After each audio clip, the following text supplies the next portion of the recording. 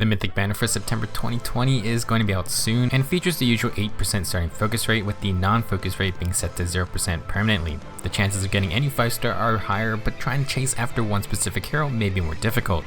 We'll be looking at all the units on this banner briefly, and we gotta talk about our newest Mythic hero. Due to Book 4 winding down, we are getting Mythic Plumeria. We've been fighting her throughout the past year, and she hasn't changed too much if you are familiar with her abilities.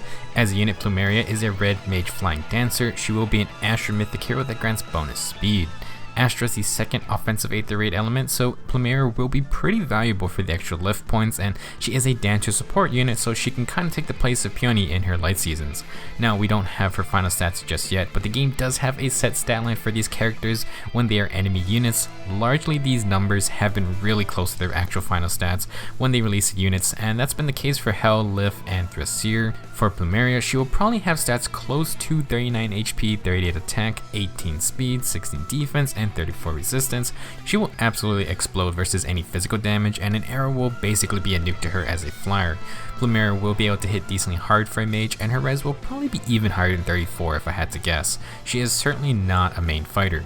For old skills, Plumeria has attack and res push 4 for that plus 7 attack and res boost when above 25% HP. She also has sabotage speed, which inflicts -7 speed debuffs on clumped up enemies if the user has 3 more res than them. Nothing super surprising here, more attack and res and more support debuffs. So Plumeria has her unique weapon and her unique dance. I don't believe they have been changed like Hel's Scythe, but we'll go over them like usual. Flower of Plenty is a 14-white tome that grants a flat +3 res. It will grant +3 attack and res to allies within 5 rows and 3 columns centered on Plumeria throughout combat. So this is a big AoE attack and res in combat buff for the team. To clarify, it's going to reach 2 spaces above and below Plumeria, and then on the left, right, and center columns. This isn't a cross the map buff like Peony's, but it's still a big rectangle to work with. As an Astra offense team dancer, this will be easier to use for when you bait foes to come to you, and it's not going to reach units who are diving all the way across the other side. For Plumeria's unique dance, Sweet Dreams, when she dances an ally, she will give them +3 to all stats. She then inflicts -4 to all stats on the nearest enemy within 4 spaces from your target ally. So unlike Peony, Plumeria's dance won't spread to the whole team, but giving an ally +3 to all stats and debuffing an enemy by -4 to all stats is a +7 stat advantage, so Plumeria can really turn a fight in an ally's favor. She can debuff multiple enemies, but they have to be the same amount of spaces away, and it starts counting from where the danced ally is. The new Cantrip Dancer B skills work the same way with a bigger debuff, but Plumeria is going to hit all 4 stats. While 4 spaces is large, do be aware that an ally may move outside of Flower Plenty's buffing range, so there isn't a perfect synergy here. For her new inheritable skill, Plumeria will bring attack and res Rain 3, inflict -4 attack and res on foes within 2 spaces during combat. This is the 3rd Rain skill in about a month, so they are pumping these things out. Rain skills can go on any flying unit, so the attack and res variant will want to go on your flying mages or your flying dragons. The attack debuff could be great for tankier units like Myr. Female Grima has her banned stallion with a distant counter weapon, and Lilith is just so fast that a follow-up attack gets to use the res debuff twice. Speaking of doubles, Dancer Ishtar and Dancer Reinhardt exist, and they have their Dire Thunder tomes. That is a free 8 extra damage for them, and arguably this is a better damage option than joint drive attack since they don't need to be near their teammates. Lots of variety for uses and definitely another good C skill. Overall, Mythic Plumeria is pretty good. For those that want another Astra Mythic, she is probably more useful than Naga, and dancers are always good to have.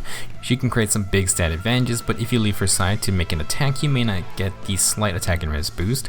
It seems like Plumeria could be decent for dancing a main tank, debuff the closest attackers, and then just sit back till the enemy phase. She grants bonus speed if you want to use the close call type skills, and she already has sabotage speed as well. Of course, do be careful of the new Unity skills or Fallen Hike when you're debuffing. Harsh Command or Restore plus Healer may be good if Plumeria becomes popular, but we'll have to see about that. Outside of Aether Raids, Plumeria is definitely a solid dancer. She'll be great for general content. Now, let's move on to the 11 other heroes in this banner. Red, of course, has Plumeria. She'll be joined by Leif and legendary Seliph. Blue has legendary Lucina, legendary Ephraim, and Lilith. Green has Mythic Yune, legendary Celica, and brave Micaiah. Then for Colorless, we have Mythic Duma, legendary Leif, and Julian. We'll briefly talk about each unit and discuss what good skills are on offer. We talked plenty about Plumeria already, but she has 3 great skills to offer. Attack and res push 4 and sabotage speed 3 are good choices, but the new attack and res Rain C skill for flyers is definitely an enticing option. Certainly a good skill if you got a strong flying mage, maybe like dual Lilith, or you could use it on a dragon to tank more damage. Next is Mythic Leif. He's a pretty decent fighter, but it comes at the cost of his teammates' HP, which makes him very tough to use. He gets a lot of stats, has a follow-up attack, and he gets cooldown reduction when hit. Leif also comes with distant counter and times pulse, which charges up his unique special faster. Despite this, Leif is going to chunk the closest ally for 20 damage after he fights, so the guy can be tricky to use. Certainly not the best mythic ever, but he has some good skills. Also in this group is legendary Seliph. He is a sword cavalier with low speed but lots of attack and decent defenses. Seliph has a neat gimmick thanks to Holy Ward's End, which allows him to make a follow-up attack before the enemy but only on the enemy phase. It also has a quick riposte effect, so the enemy hits Seliph and then he gets to attack twice in a row. Retros Terrifying then inflicts -6 attack and defense, which is a lot of extra damage, and Seliph heals 7 HP per hit, so he can heal back up too. This is a great base kit, and he also has distant counter. Red is very much a worthwhile group to summon on if you want Plumeria right now. You either get her, or you get DC and times pulse, or you get DZ and joint home defense. For blue, legendary Lucina is a blue archer, and she is so annoying thanks to her unique assist skill, Future Vision. This lets Lucina swap in an ally, and then she gets to move again, which makes her quite annoying and unpredictable to face, and her bow grants bonus stats versus melee units. For skills, she offers Swift Sparrow 2 or Distant Guard, some decent skill options. Next, legendary Ephraim is a Lance Cavalier who wants to be on the offensive. Flame Segment grants a follow-up attack if Ephraim is near more enemies than allies, and his Solar Brace B skill lets Ephraim heal 30% of the damage done when he procs his special. It can work with damage specials or healing specials, but he also works nicely with Gale Force, which unfortunately Solar Brace doesn't work with. For skills, Ephraim does not offer much. Sturdy stance is okay, and well, Fortified Defense is not worth taking from a 5-star. Last we have Lilith, who is a blue flying dragon. She is incredibly fast, and with her Astral Breath, Lilith can teleport next to her support partner at any time. She then gets +5 to all stats when near her partner, so yeah, very interesting unit. You can definitely make some creative moves with Lilith, plus she has attack and speed bond 3 and defense and res linked to utilize with her support partner. Joint Drive Attack is a great skill as well with the self-buffing ability, and also works with Lilith teleporting around her partner. Overall, blue is probably the weakest group here since skill fodder is not that amazing besides Lilith. It's fine if you want any of these units specifically. For green, we have Mythic Yune, who is a flying green mage. She is a debuff spreader thanks to Chaos Name, which debuffs the highest stat if foes within 3 columns of Yune have less than res than her. She then uses Chaos Name to gain +6 attack and a follow-up attack against debuff enemies, so Yune is a nice unit for a debuff centric team. She also has Sabotage Res for more coverage and Attack and Res Bond for some in-combat buffs. Next, legendary Celica is an infantry green mage with great attack and speed stats.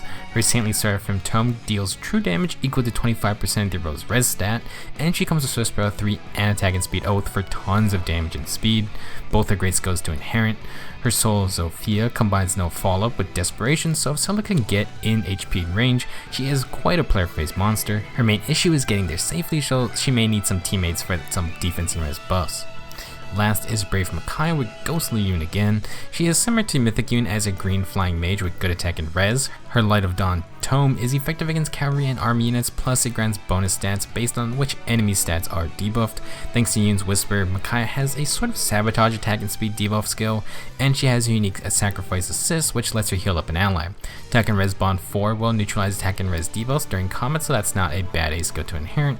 Ground Orders gives a status to non-flying allies which lets them warp to nearby allies, and it's a fantastic mobility skill to catch people off guard. If you want a green mage, well then this green group is for you. For Colorless, we start with Mythic Duma. He's a beefy colorless armored dragon with low speed but high everything else. His upheaval skill inflicts 7 damage on foes on turn 1, which then triggers his Fell Breath, which only works if the enemy has less than full health. It gives Duma +6 attack and res, and prevents a follow-up attack, so he can be pretty annoying. He will have defense and res solo for bonus defensive stats, and Bold Fighter with 40 base attack means he's gonna have a decent player phase too. Some decent skills to inherent here.